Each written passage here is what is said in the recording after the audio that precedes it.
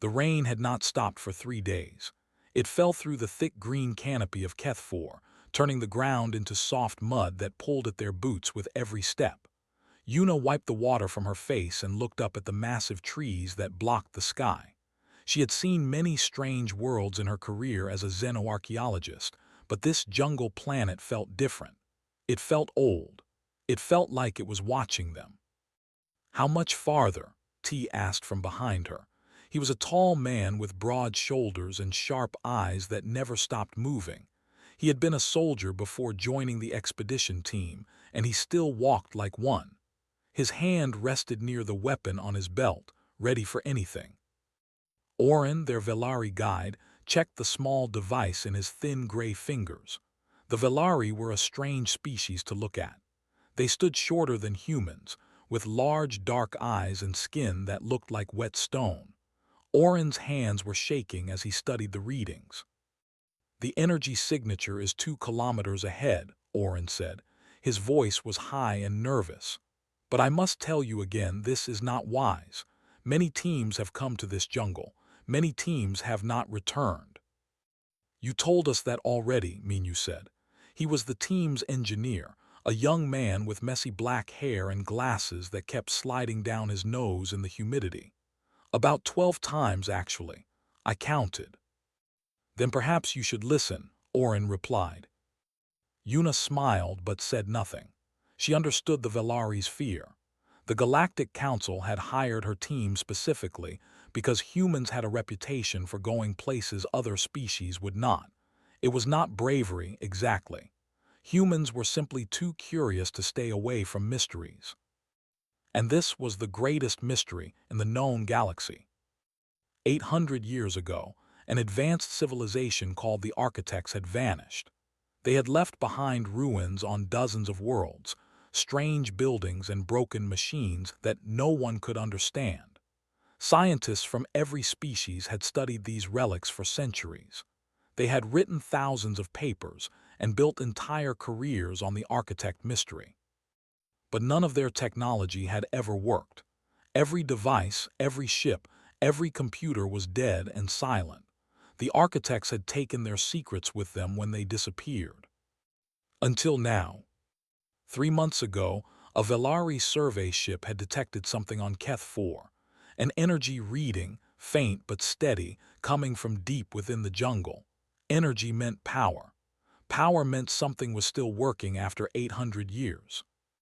The Velari Council had wanted to investigate, but their people were not suited for dangerous exploration. They were scholars and scientists, not adventurers. So they had reached out to the Human Expedition Service, and Yuna's team had answered the call. Hana moved up beside Yuna. She was the team's biologist, a quiet woman with kind eyes and gentle hands. She had spent the past 3 days collecting samples of plants and insects, filling her pack with specimen containers. "The wildlife has changed," Hana said softly. "Have you noticed?" Yuna nodded. When they had first entered the jungle, the forest had been alive with sound. Birds calling, insects buzzing, animals moving through the undergrowth. But for the past hour, the jungle had grown quiet. The only sounds were the rain and their own footsteps. "Something is scaring them," Yuna said. "Or something is keeping them away," Hana replied. They walked on in silence. The trees grew larger and older the deeper they went. Some of them were so big that their roots rose from the ground like walls. Strange symbols were carved into the bark, marks that looked almost like writing. Lyra, the Velari historian, stopped to examine one of these symbols. She was older than Oren, with gray patterns on her stone-like skin that showed her age. Unlike Oren, she did not seem afraid. She seemed excited. "These are architect markings," Lyra said, her large eyes wide with wonder. "I have studied images of such symbols my entire life, but to see them in person." She touched the carving with trembling fingers. "What do they say?" Yuna asked. Lyra shook her head. "No one knows. The architect language has never been decoded, but there are legends, old stories passed down through generations." She looked at Yuna with an expression that was hard to read. They say the architects knew they were dying. They say they left something behind, a gift for those who would come after. A gift, T asked. What kind of gift?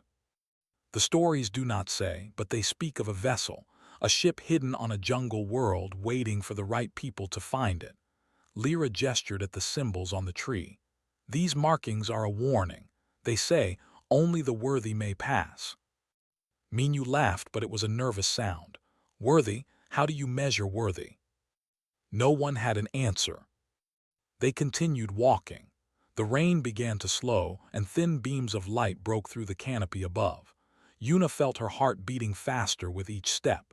She had discovered many ancient sites in her career. She had found buried cities and forgotten temples, but she had never felt like this before. There was a pressure in the air, a feeling of standing at the edge of something enormous. Then they came to the clearing. The trees ended suddenly, opening into a space that should not have existed in such a thick jungle. It was perfectly circular, as if someone had drawn a line and told the forest not to cross it. The ground was covered in short grass that looked too green, too healthy, too perfect. And in the center of the clearing sat the vessel. It was massive. Yuna had seen warships and cargo haulers and space stations, but this was unlike anything built by any known species. The hull was black and smooth, shaped like a sleeping animal. Vines and moss covered parts of it, but the rest looked brand new, untouched by the 800 years it had waited here. No one spoke, no one moved. Orin made a small sound of terror and stepped back toward the trees. Even Lyra had lost her excitement. She stood frozen, her large eyes fixed on the vessel with a mixture of awe and fear. "It is real," Lyra whispered. "The legends were true." Yuna stared at the ship. She had traveled across the galaxy to find it. She had spent months studying old records and following faint clues. And now it was here, right in front of her, waiting. Waiting for what? She took a step forward. T grabbed her arm. "Wait," he said. "We should scan it first, make sure it is safe." Minyu was already working with his equipment. His fingers moved quickly across the screen, his earlier jokes forgotten. After a long moment, he looked up with a confused expression. "No power readings," he said. "No energy signatures at all. It is completely dead, just like every other architect relic." "Then what about the readings that brought us here?" Yuna asked. Minyu shook his head. "I do not know. Maybe the survey equipment was wrong. Maybe it was a reflection from something else. But this ship," he looked at the vessel again, "this ship is not active. Nothing is running inside it." Yuna looked at the ship. She looked at her team. She looked at the Velari, who were slowly backing away toward the safety of the trees. And then she did what humans always do when faced with the unknown. She walked toward it. "Yuna," T called after her, but she did not stop. She crossed the perfect grass, moving closer to the silent black hull. The air grew warmer as she approached. The grass beneath her feet seemed to bend away from her steps. She was 10 meters from the ship when the world changed. It started as a vibration, so low she felt it in her bones before she heard it. Then the lights came. They raced across the hull in patterns of blue and white, spreading like fire across the black surface. The vines that covered the ship began to fall away, crumbling to dust as they touched the ground. And the vessel opened its eyes. A door appeared in the hull, spiraling open like a flower. Light poured out from inside, warm and golden and impossible. A voice filled the clearing, speaking in a language Yuna had never heard but somehow understood perfectly. Jean's signature recognized. "Welcome, Inheritor." Behind her, Orin screamed and ran into the jungle. Lyra fell to her knees. Minyu dropped his equipment. T drew his weapon, aiming at the ship with steady hands. But Yuna just stood there, staring at the impossible light, hearing the impossible voice, feeling something ancient and powerful reaching out to touch her very soul. The vessel had waited 800 years for this moment. It had waited for her. The golden light washed over Yuna like warm water. She stood at the edge of the open door, staring into the ship that had just spoken her species like a long-lost friend. Her heart was pounding so hard she could hear it in her ears. Behind her, she could hear T shouting her name, but the sound seemed far away, like a voice from another world. The ship was alive. After 800 years of silence, after countless expeditions that found nothing but dead metal and empty halls, this vessel had woken up. And it had woken up for her. Yuna stepped back. T's voice finally cut through the fog in her mind. She turned to see him approaching with his weapon raised, his eyes fixed on the glowing doorway. "We do not know what this is. We do not know if it is safe." "It called me," Yuna said. Her own voice sounded strange to her ears. "It said my gene signature was recognized." "That does not mean anything good," T replied. He reached her side and placed himself between her and the door. "Old machines can have old defenses, old traps." From across the clearing, Lyra slowly rose to her feet. The Velari historian's large eyes were wet with tears, but they were not tears of fear. They were tears of wonder. "It is true," Lyra whispered. "The legends spoke of this. The architects did not leave their technology for everyone. They left it for specific people, chosen people." She took a shaky step toward the ship. "But we always thought it was a myth. Every Velari child knows the story, but no one believed it was real." "What story?" Minyu asked. He had picked up his equipment and was scanning the ship again. His face had gone pale. "I am getting readings now. Power levels that should not be possible. This ship has more energy than a small star." Lyra moved closer, though she stayed behind T and Yuna. The architects were the first civilization. They existed millions of years before any other species learned to walk upright. They built wonders that we cannot imagine. And then, for reasons no one understands, they decided to end their existence. "Why would anyone do that?" Hana asked. She had moved to stand beside Minyu, her scientific mind clearly struggling with what she was seeing. "The legends say they were tired," Lyra explained. "They had learned everything, built everything, seen everything. There was nothing left for them to discover, so they chose to sleep forever.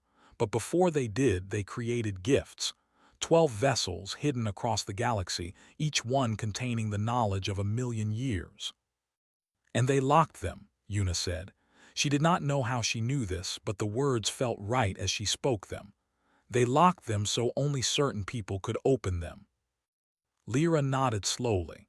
"The legends say the architects chose their heirs long before those heirs existed. They planted seeds in the genetic code of a young species, markers that would remain hidden until the time was right." She looked at Yuna with something like fear in her eyes. "We never knew which species they chose. Now we do." "Humans," T said. The word hung in the air like smoke. The voice from the ship spoke again. It was soft and patient, like a teacher waiting for students to understand a lesson. "Human crew detected. 4 genetic signatures confirmed. Access granted to all areas. Please enter when ready." Minyu laughed, but there was no humor in it. "Did that ship just invite us inside? A ship that has been sitting here for 800 years just invited us in for a visit." "We should go," Yuna said. "We should absolutely not go," T replied firmly. "We should contact the council. We should wait for backup. We should." "We should see what is inside," Yuna interrupted. She turned to face her captain, and something in her eyes made him stop talking. "T, I have spent my entire life studying dead civilizations. I have walked through ruins and touched broken machines and tried to imagine what the people who built them were like. But this is different. This is not dead. This is alive, and it is waiting for us." T stared at her for a long moment. Then he sighed and lowered his weapon. "If we die in there, I am blaming you." "That is fair," Yuna said with a small smile. They approached the door together. Yuna went first, then T, then Minyu and Hana. As each human crossed the threshold, the lights inside the ship grew brighter. Systems activated in sequence, filling the air with soft hums and gentle clicks. It was like watching a sleeping giant slowly open its eyes. Lyra tried to follow, but as she reached the door, the lights flickered and a barrier of soft energy pushed her back. "Access denied," the ship's voice said. "Non-inheritor species may not enter without escort." Lyra stumbled backward, hurt and confusion on her face. Yuna turned back and extended her hand. "Come with me," she said. "I will escort you." The moment Lyra took Yuna's hand, the barrier disappeared. Together they stepped inside. The interior of the ship was beautiful. The walls curved like the inside of a shell, covered in patterns that seemed to move when Yuna was not looking directly at them. The floor was made of something that felt like stone but gave slightly under their weight, like walking on a living creature. Light came from everywhere and nowhere, soft and warm and perfect. "This is impossible," Minyu breathed. He was running his hands over a control panel that had appeared from the wall as he approached. Symbols floated in the air above it, rearranging themselves into something he could almost read. "The technology here is... I do not even have words. This is thousands of years ahead of anything we have." Hana had found what looked like a medical bay. Beds lined the walls, each one surrounded by delicate machines that hummed with quiet power. "These are healing pods," she said, her voice shaking with excitement. "Real healing pods, the kind of thing we thought was only possible in stories." They moved deeper into the ship. Every room they entered came alive at their presence. Lights activated, doors opened, systems powered up. It was as if the vessel had been holding its breath for 800 years and was finally able to breathe again. At the center of the ship, they found the bridge. It was a circular room with a high ceiling that showed the jungle canopy above through some kind of transparent material. A single chair sat in the middle, surrounded by floating screens and control surfaces. As Yuna entered, the screens turned to face her. "Primary user detected," the ship's voice announced. "Highest compatibility rating recorded. Would you like to assume command?" Yuna froze. "What do you mean, highest compatibility?" A holographic figure appeared in front of her. It was not quite human and not quite Velari, but something in between. Something older. It had kind eyes and a gentle smile. "I am the ship's guide," the figure said. "I was created to help the inheritors understand their gift. You may call me whatever you wish." "What is an inheritor?" T asked. He had positioned himself near the door, still watching for threats. The guide turned to face him. The architects knew their time was ending. They had achieved everything a civilization can achieve, and they were ready to rest. But they did not want their knowledge to die with them, so they created a plan that would take millions of years to complete. The guide waved its hand, and the screens around them filled with images. Stars being born, planets forming, simple life crawling from oceans onto land. "They seeded the galaxy with genetic markers," the guide continued. "Hidden codes buried deep in the DNA of young species. Most of these species never developed intelligence.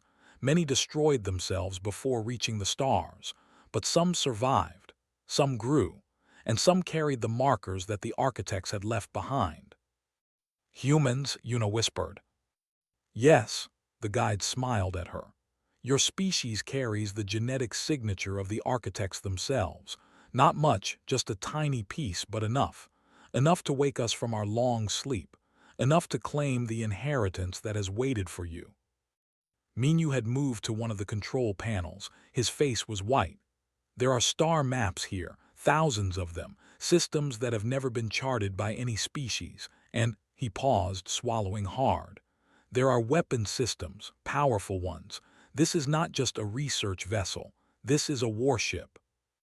"The galaxy can be dangerous," the guide said calmly. "The architects wanted their heirs to be able to protect themselves. This vessel, which we call the Sunborn, was designed to keep the inheritors safe until they are ready to claim their full legacy." "Full legacy?" Hana asked. "What does that mean?" The guide's expression grew serious. "This is one of 12 vessels. The others are hidden across the galaxy, each one containing different aspects of architect knowledge. When all 12 are found and activated, the inheritors will have access to everything the architects ever learned, every secret of the universe, every power they ever held. The room fell silent. Yuna looked at her teammates, seeing her own shock reflected in their faces. They had come to this jungle planet expecting to find another dead ruin. Instead, they had found a key that could unlock the greatest treasure in galactic history. And they were the only ones who could use it. From outside the ship they heard a sound, a transmission breaking through the interference of the jungle. Orin's voice, high and panicked, speaking to someone far away. Yes, yes, I am telling you the truth. The ship activated. The humans made it come alive. Send help immediately. T cursed and ran to a window. Through the transparent ceiling, they could see Orin at the edge of the clearing, speaking frantically into a communication device. He is contacting the council, T said. They will know about this within hours. Lyra's face had gone pale. If the council knows, everyone will know.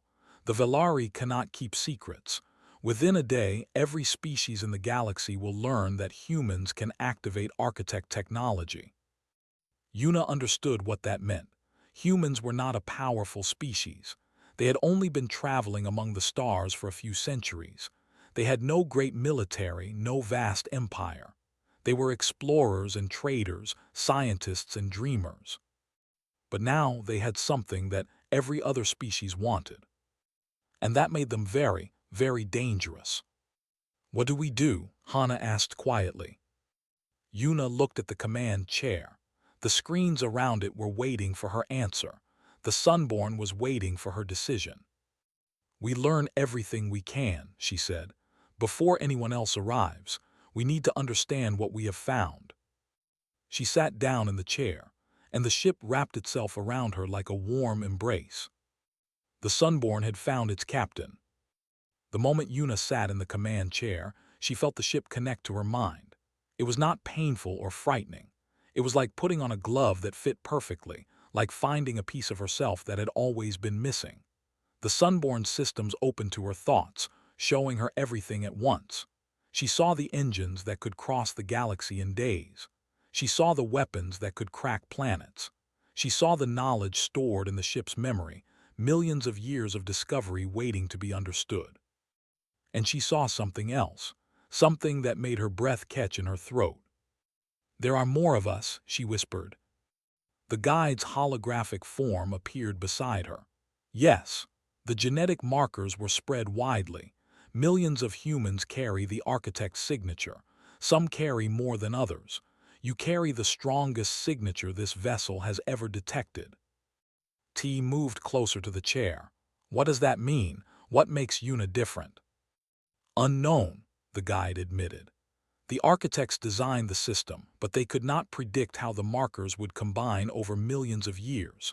Human reproduction introduced variables they did not expect. Some humans can barely activate a light panel. Others, like your companion, can control an entire vessel with a thought. Minyu had not stopped exploring since they entered the ship.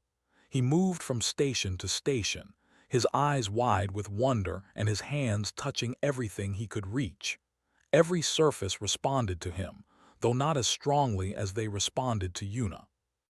I am reading the technical files, he said, his voice shaking. The science here is beyond anything I understand, faster than light travel without jump gates, energy sources that draw power from empty space, materials that can repair themselves. He turned to look at Yuna. Do you understand what this means? Every problem humanity has ever faced, every limit we thought was impossible to break, the answers are all here. Hana had found the medical database. Tears were running down her face as she scrolled through the information.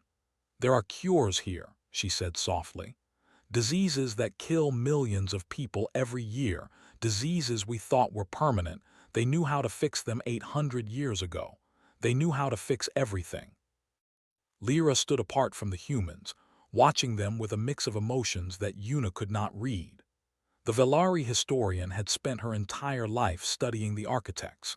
She had written papers and given lectures and dedicated everything to understanding a civilization that had left only ruins behind. Now she was standing in the middle of a functioning architect vessel, and she could not touch any of it without human help. "The Velari will not accept this," Lyra said quietly. "My people have always believed we were the natural leaders of galactic civilization. We have the oldest continuous culture. We built the first jump gates. We created the council that keeps peace among the stars." She looked at Yuna. "Learning that humans were chosen, that the architects saw something in your species that they did not see in ours. It will change everything." "We did not ask for this," Yuna said. "That does not matter. You have it, and others will want it." The guide stepped forward, its holographic form flickering slightly. "The historian speaks truth. When the architects created this system, they knew it would cause conflict. They left instructions for their heirs. Would you like to hear them?" Yuna nodded. The screens around her changed, showing an image of a figure that looked almost human.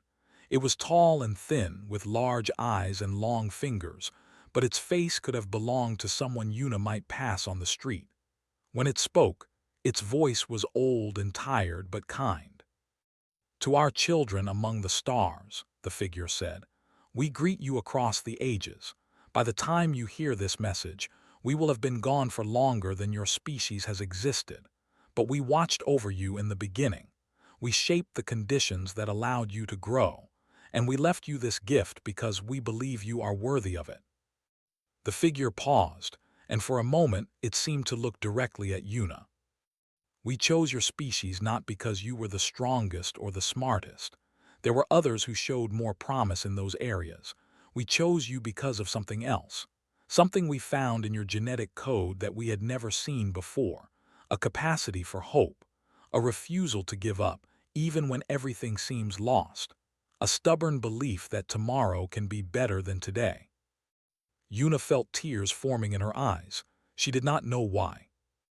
"The galaxy you will inherit is not peaceful," the figure continued. "It never has been. Species rise and fall. Wars are fought. Civilizations destroy themselves before they learn wisdom. We could not prevent these things. We could only give you the tools to survive them." The figure smiled sadly. "Use our knowledge well, children. The stars are waiting for you. Do not let them wait forever." The message ended, and the screens returned to their normal displays. No one spoke for a long time.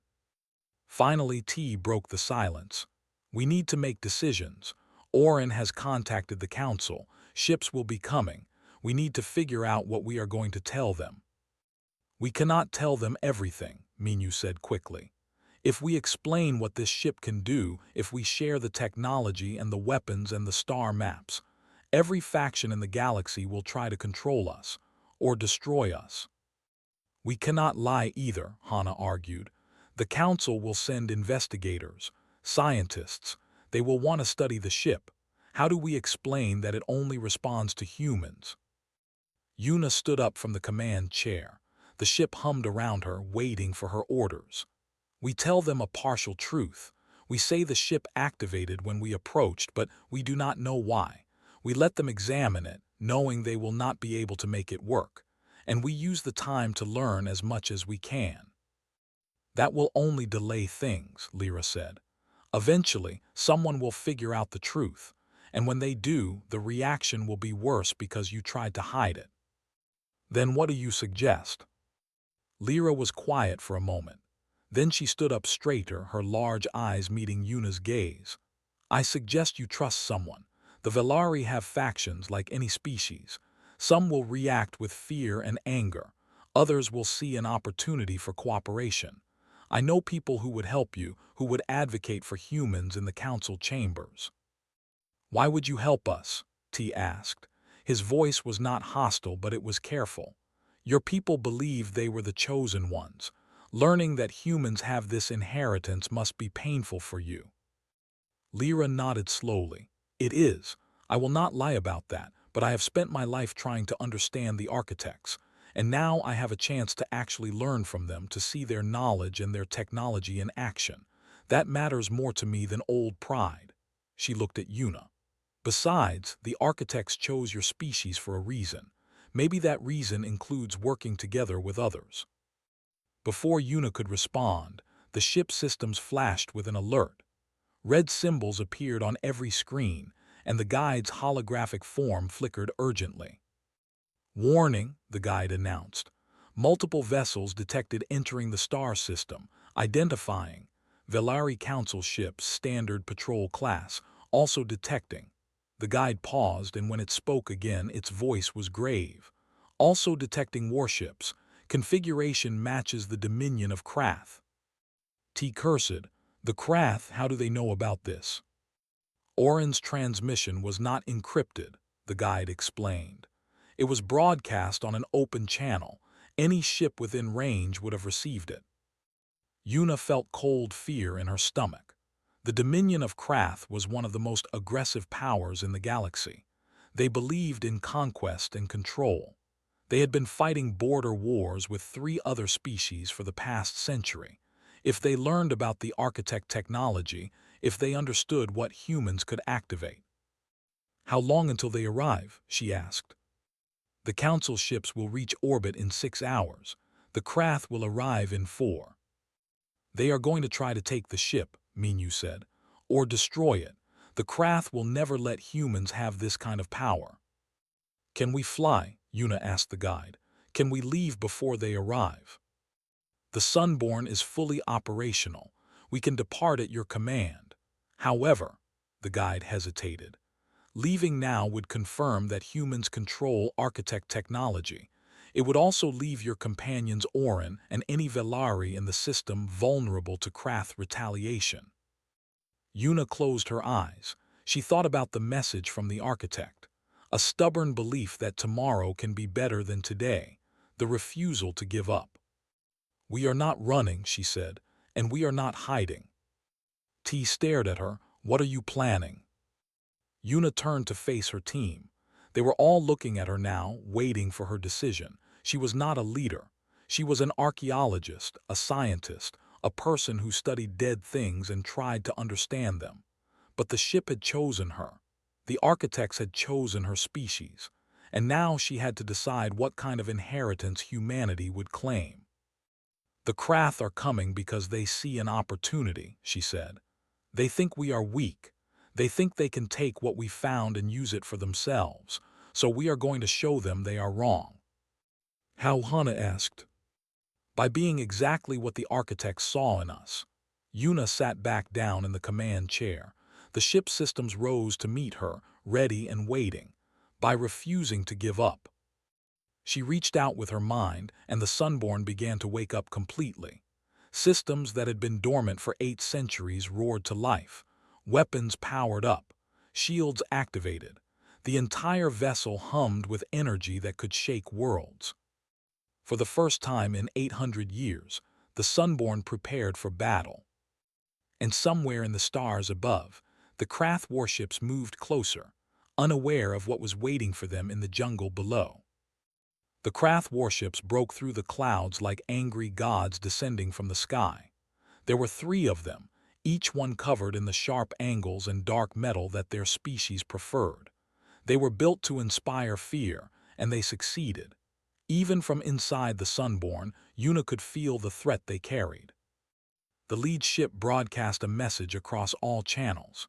The voice that spoke was deep and cold, belonging to a commander who expected to be obeyed. "Attention, surface team. This is Commander Rock of the Dominion. By order of the High Council of Krath, you are ordered to step away from the alien vessel and prepare for immediate boarding.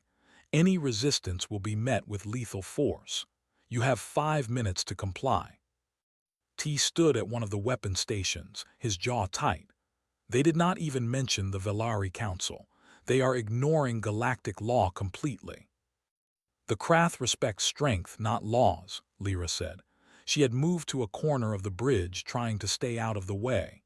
"If they believe they can take this ship, they will try. The consequences can be dealt with later." Minyu was running calculations on his screen. "Their weapons are powerful, modern military grade. If they fire on us while we are on the ground, the jungle for 20 kilometers will be destroyed. He looked up at Yuna. Along with us. They will not fire, Yuna said. They want the ship intact. They think they can use it. Can they? Hana asked quietly. The guide's holographic form appeared beside the command chair. No, the Sunborn will not respond to any species that does not carry the architect genetic markers. The Krath could study this vessel for 1,000 years and never understand how to activate it. But they do not know that, T said. They think if they take control, they can figure it out. Then we show them they are wrong, Yuna replied. She closed her eyes and reached out to the ship with her mind. The connection had grown stronger in the hours since she first sat in the command chair. She could feel the Sunborn now like it was part of her own body. Its engines were her heartbeat. Its sensors were her eyes. Its weapons were her hands, ready to defend. Guide, she said, can this ship rise without harming the surrounding area? Yes, the Sunborn is equipped with gravity displacement technology. It can lift off without disturbing the surface below. What about the Velari? Orin is still out there somewhere. The guide paused, checking the sensors. The Velari guide is currently 2 kilometers from the clearing, moving away from the Krath landing zone. He appears to be hiding. Yuna nodded. At least Orin would be safe. The commander's voice came again through the broadcast. 3 minutes remaining. This is your final warning. Step away from the vessel and surrender peacefully or face the consequences. He sounds confident, Minyu muttered. I almost feel bad for him. T shook his head. Do not feel bad. The Krath have destroyed entire colonies for less than this. They will not hesitate to kill us if they think they can get what they want. Yuna opened her eyes. The screens around her showed the 3 warships hovering above the jungle, their weapons trained on the clearing below. In the distance, she could see Velari Council ships just entering the system, still hours away. No help would come from that direction. They were on their own. Everyone hold on to something, she said. The Sunborn rose. It happened smoothly and silently, like a creature waking from a long sleep. The vines and debris that had gathered on the hull over the centuries fell away.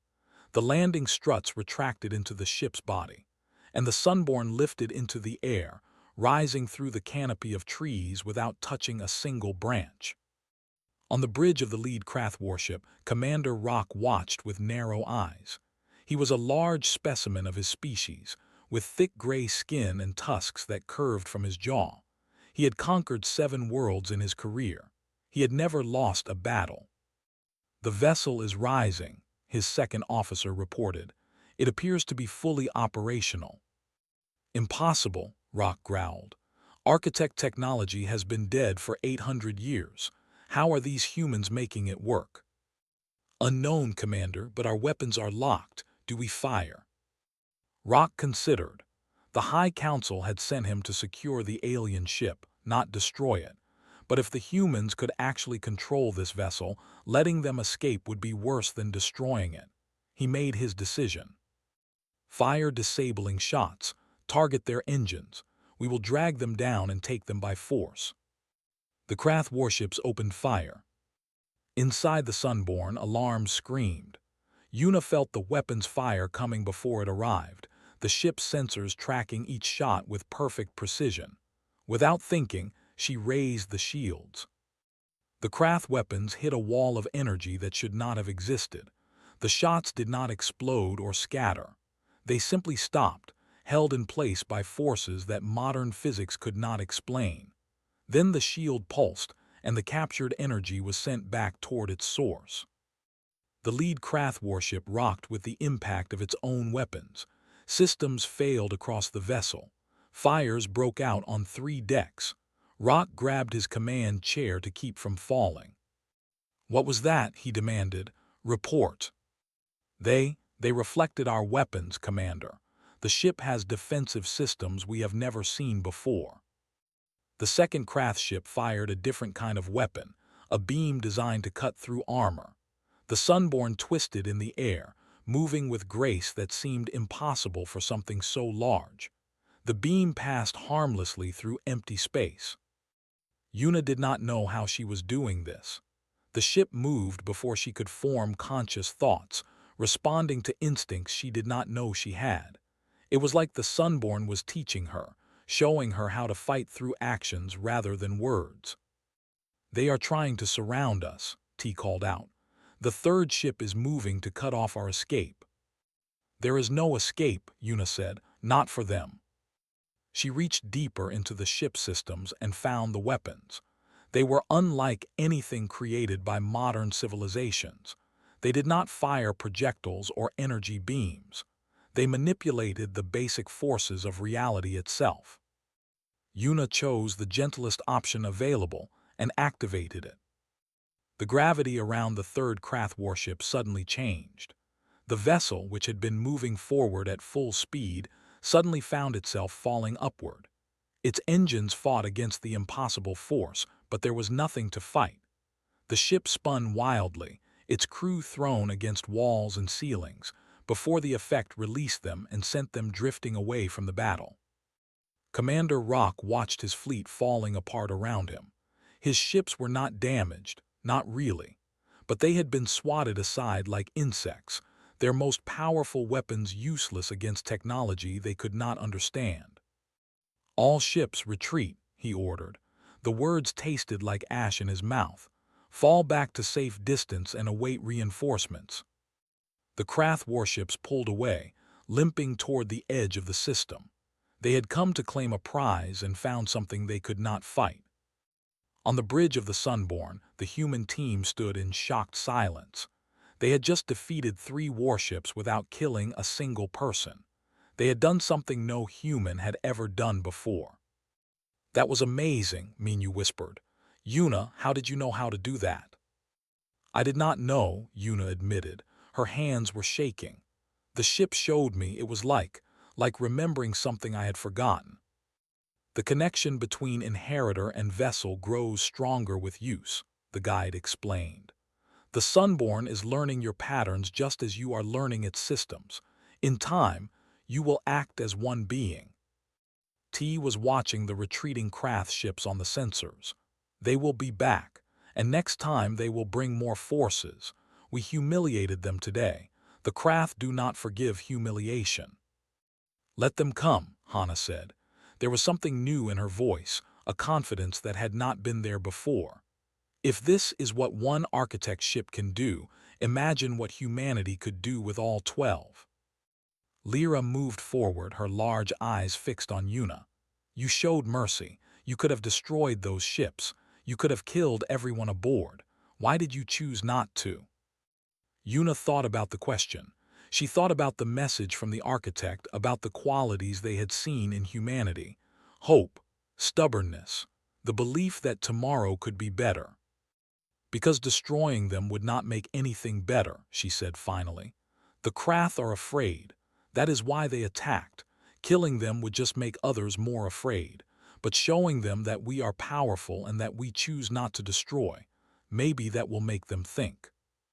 "Or it will make them more determined to destroy you first," Lyra said quietly. "Maybe, but the architects did not choose us to be destroyers.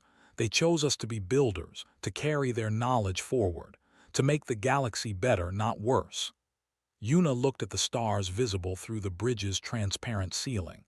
"If we start by killing everyone who threatens us, we become exactly what they fear. We become monsters."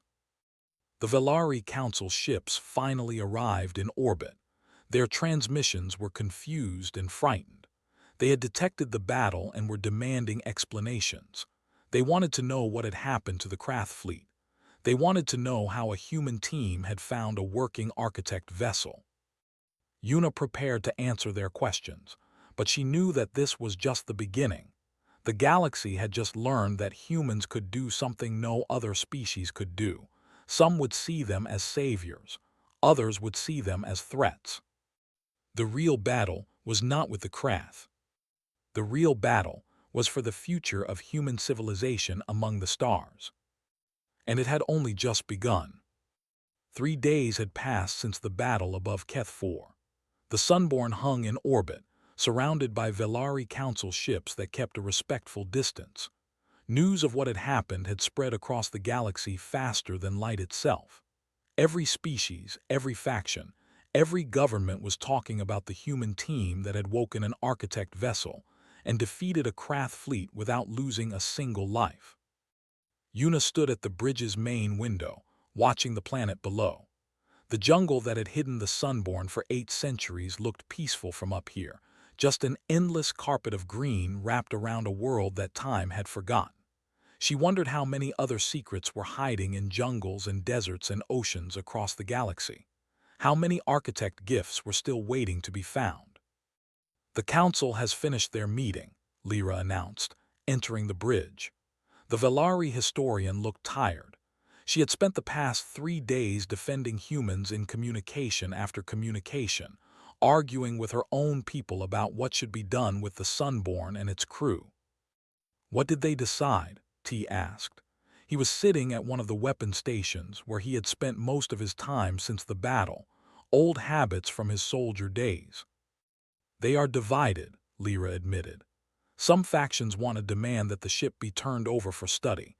They believe that architect technology should belong to everyone, not just one species. Others argue that since the ship only responds to humans, there is no point in trying to claim it." She paused. "And some are simply afraid. They think humanity is too young, too reckless to be trusted with this kind of power." "What do you think?" Yuna asked without turning from the window. Lyra was quiet for a moment. "I think the architects made their choice millions of years ago. We do not have to like it, but we have to accept it. Trying to take this ship from humans would be like trying to hold back a river with your hands. The water will find a way through." Minyu looked up from his station. He had barely slept since finding the ship, spending every hour studying its systems and trying to understand the technology. "I have been going through the navigation database," he said. "There are coordinates for the other 11 vessels. The architects left maps showing where they hid each one." "Where are they?" Hana asked. She was reviewing medical files on another screen, her eyes red from strain but still bright with excitement. "Everywhere. One is on a frozen moon at the edge of the galaxy.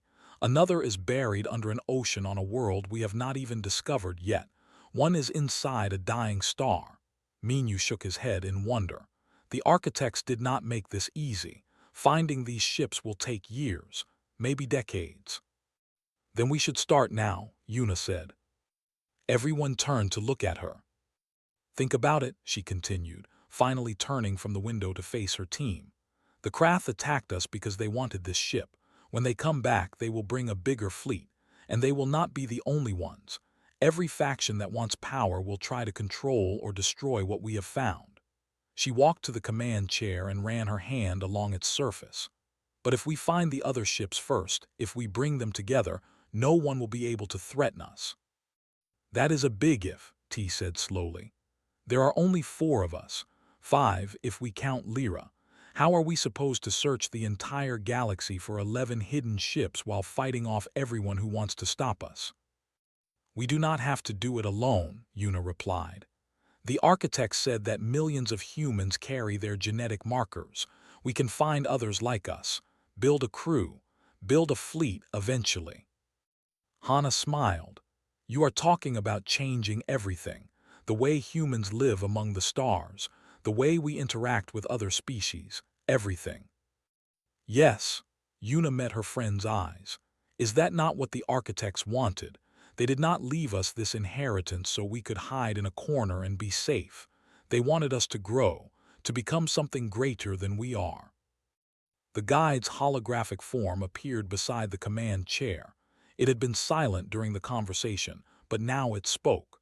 "The first inheritor raises an important point. The architects did not design this system for preservation. They designed it for transformation. They believed that humanity had the potential to become the next great civilization of the galaxy, but potential must be developed. It does not happen on its own." Oren's voice came through the communication system. The Velari guide had finally returned to the clearing and requested transport to the ship. He had been ashamed of his earlier fear, but he had come back anyway. "I have been listening to your discussion," he said nervously. "I want to help." "Help?" T raised an eyebrow. "You ran away when the ship activated. You called the council without asking us first. Why would we trust you now?" "Because I was wrong." Oren's voice cracked with emotion. "I was afraid and I let that fear control my actions, but you showed mercy to the Krath. You could have punished them for attacking you and you let them go instead. If humans can show that kind of grace, then maybe I can learn from you." He paused. "Besides, I know the old star maps better than anyone. If you are going to search for the other vessels, you will need someone who understands where to look." Yuna smiled. "Bring him up." Over the next few hours, more requests came in.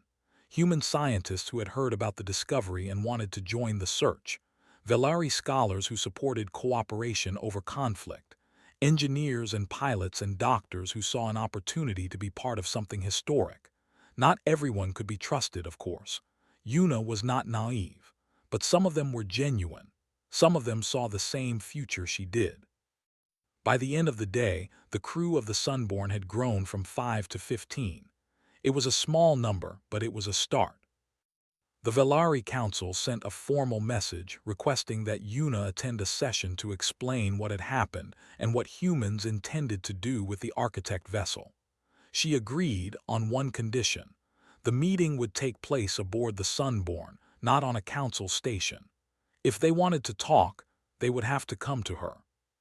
Some council members were offended by the demand. Others saw it as a sign of confidence that they respected. In the end, a small group of representatives came aboard to hear what Yuna had to say. She stood before them in the ship's great hall, a room that had not been used in 800 years but looked like it had been prepared yesterday. The Velari delegates sat in a semicircle, their stone-like faces unreadable. "You wanted to know our intentions," Yuna said. "I will tell you. We intend to find the other Architect vessels. We intend to learn everything they have to teach us, and we intend to use that knowledge to protect ourselves and to help build a better galaxy." One of the delegates, an older Velari with gray patterns covering his entire body, leaned forward. "And if others try to stop you, if the Krath return with a larger fleet, if other species decide that humans should not have this power, then we will defend ourselves," Yuna replied calmly. "But we will not seek out conflicts. We will not conquer worlds or force our will on others. The Architects chose us because they saw something in humanity worth preserving. I would like to prove them right." The delegates exchanged glances. Finally, the older Velari spoke again. "The Council cannot officially support your mission. There are too many factions who would never agree, but we can choose not to interfere. We can give you time to prove what you claim." "That is all I ask," Yuna said. The meeting ended. The delegates returned to their ships, and the Sunborn prepared for its first real journey in 8 centuries. That night, Yuna stood alone on the bridge. The stars filled the view screen, countless points of light in an endless darkness. Somewhere out there, 11 ships were waiting. 11 keys to an inheritance that could change everything. Hana came to stand beside her. "Are you scared?" she asked quietly. "Yes," Yuna admitted. "I am scared that I am not ready for this. I am scared that I will make mistakes that hurt people. I am scared that the Architects were wrong about humanity." "What if they were not wrong?" Yuna turned to look at her friend. "Then we have a lot of work to do." T's voice came over the ship's internal communication. "All systems ready for departure. Just give the word, Captain." Captain, the word still felt strange. Yuna had never commanded anything larger than a research team. Now she was being asked to lead humanity into a new age. It was terrifying. It was impossible. It was exactly what the Architects had believed humans could do. "Guide," she said, "set a course for the first vessel location. Let us begin." The guide's holographic form appeared one final time. Its face held an expression that might have been pride. "Course set." The nearest vessel is located in the fallen star system, buried beneath a moon of ice. Travel time at maximum speed, 16 days. Then we have 16 days to prepare, Yuna said. The Sunborn's engines powered up. The ship turned away from Keth-4, away from the jungle that had hidden it for so long, and faced the open universe. Minyu ran final checks on all systems. Hana organized the medical bay for potential emergencies. T drilled the new crew members in emergency procedures. Orin and Lyra pored over ancient maps, searching for clues that might help them understand what they would find. And Yuna sat in the command chair, feeling the ship around her like a second skin, knowing that every moment from now on would be a step into the unknown. The architects had hoped. That was what Minyu had said. They had not known if their plan would work. They had planted seeds and waited millions of years, trusting that something would grow. Now it was growing, now it was beginning. The Sunborn jumped to faster-than-light speed, leaving Keth-4 behind forever. The jungle planet shrank to a dot, then disappeared entirely, lost among the billions of stars. 11 vessels waited in the darkness. 11 pieces of an inheritance that could reshape the galaxy. 11 chances for humanity to prove that the architects had made the right choice. Yuna did not know if they would succeed. She did not know what challenges waited for them among the stars. She only knew that she would not give up. She would not stop. She would not let fear or doubt keep her from trying. That was what it meant to be human. That was why the architects had chosen them. And that was why, after 800 years of silence, the stars were finally ready to hear humanity's answer. The journey had begun.